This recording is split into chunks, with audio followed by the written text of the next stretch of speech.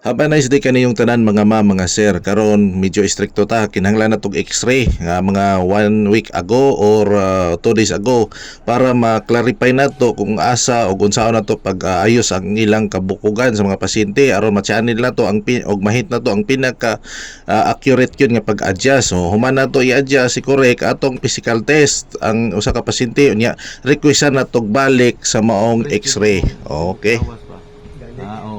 So ingon ani siya ang physical test. So na-approve na niya nga okay na. And then goon ta sa ubang mga pasyente, no? Salamat ta ani nga usa nato ka pasyenteng Amerikano kay naghatag yun siya og pagtugot, no, nga mabidyohan among conversation o kung naunsa ang iyahang bukog nga human nato siya gi-requestan og X-ray, nakita nato ang diagram at ang iyang X-ray atong i-diagram.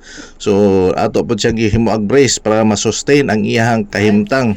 No, nagpasalamat ta kay buotan kay siya gusto niya ma-encourage tong mga tao di lang kay American kundi pati pod ang Pilipino. So nagpa-video siya. So diri na ako to bigaligson nga may mga balatian nga sama nila diri na kamo sa Jinsan Chiropractic and Bone Center Clinic. Welcome ka Jinsan, amping kanone. God bless you all.